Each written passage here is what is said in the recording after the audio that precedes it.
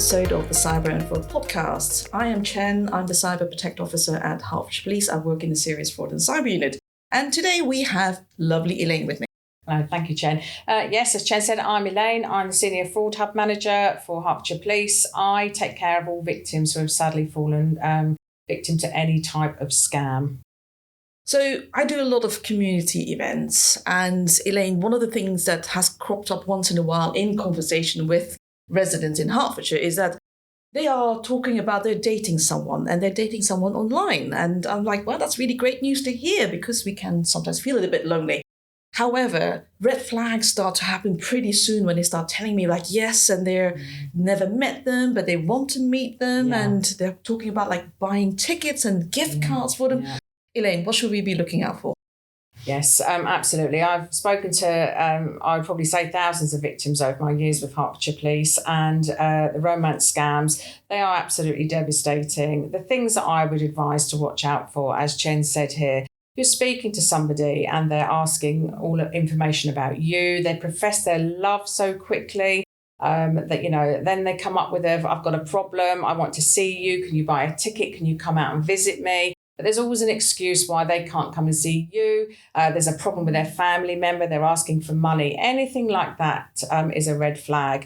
There's all sorts of age groups as well with romance fraud. It's not just the young, the elderly. It's a variety of age groups. And at the end of the day, there are lots of people out there looking for whether it be companionship, a friendship, maybe a new romance. And we all want to hear nice things. However, there are people out there that will target individuals and they will set out to kind of abuse and use you for your money. So please just be mindful if anybody contacts you and you're in a relationship and they start asking for money, that should be a massive red flag. Just absolutely walk away. Don't engage with these people. I think the difficulty really is that we're talking about emotion here, aren't we? We're talking about trust that you probably have with that person that you build over time.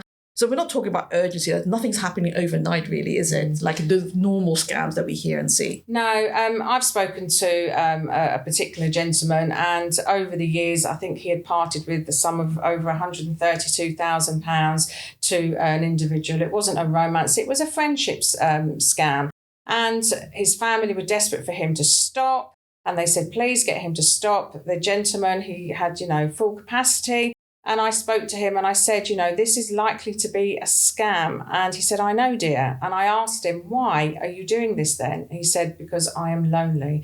There are all sorts of reasons, and your emotions can be affected. It's almost like a bereavement. In what you think is a relationship with someone, you grow and you have a bond with somebody, but they're not actually real. So when you actually find out that person isn't genuine, not only have they taken your money, they've abused your trust. It is a bereavement because you are grieving for somebody that does not exist. So it opens a can of worms for emotions.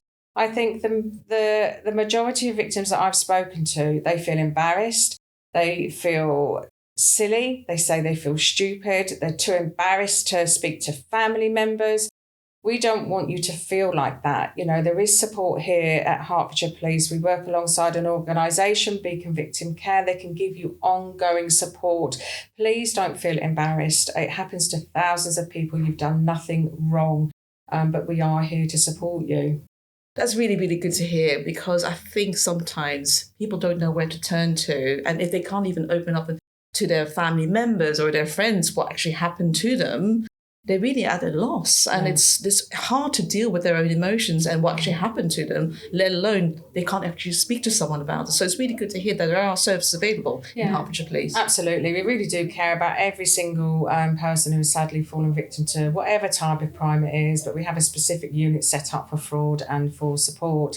Along the romance scam, there may be, as technology goes on in the younger generation, it's all on your phone now, isn't it? And there are a lot of people out there that might trick individuals to, get them to share intimate pictures, and then it might then turn into a blackmail.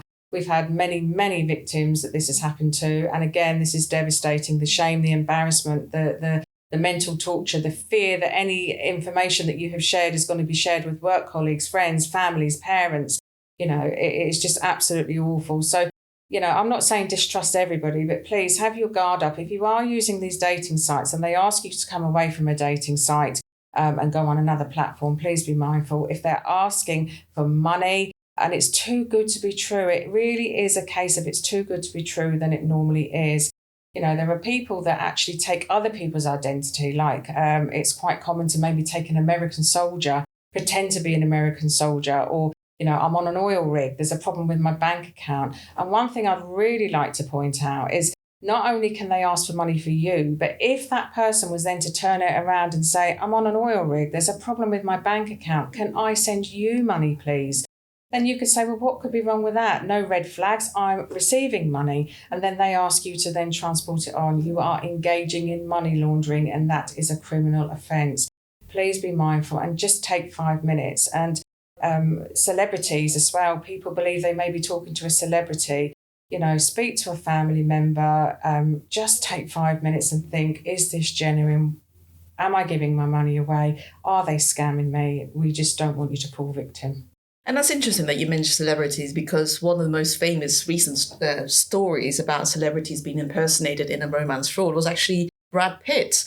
I mean, we all like Brad Pitt, but obviously, what are the likelihood for him to reach out to me, really, or to anyone just out of the blue because you met them on a dating site or you met them on a Facebook site? So just be very wary, really, who you're speaking to. And also, what are they asking of you? Like Elaine said, are they asking you to, you know, bank their money and then transfer them out again? Or are you actually providing them with money or gift cards even? Because we just think it's only a bit of money. You know, it might not even be huge amounts. It can be small amounts to start off with. Yeah, and you know, for most people that are affected by a romance scam, of course, the money makes a massive difference, but it really is the emotional tie, because like I've said previously, they're either falling in love, they've got an emotional connection, what they think is genuine. And these scammers, they will put the time in, call you every day. And if you're a gentleman and you're speaking to a lady, the chances are you're not even speaking to a lady. You know, there's these organised crime groups that kind of go around and pretending to be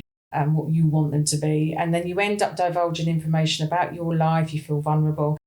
So, you know, then they catch on to that. They want to know all about you. They will use it. But yes, these people really are a disgrace. We don't want you to fall victim, but we don't want you to feel embarrassed or ashamed. We're here to support you. That I promise. And that's really good advice. And also, I feel that I strongly urge you to actually be empowered and to report that person as well. So wherever you met that person, whether it's on the social media platform, whether it's on a dating site, report that person, because they may well be preying on other people as well. Absolutely. Fantastic advice. Keep yourself safe. Thank you so much for tuning in. We really do hope that you tune into our next podcast, where we have more amazing tips to keep you safe. Get more information on fraud at hearts.police.uk/fraud.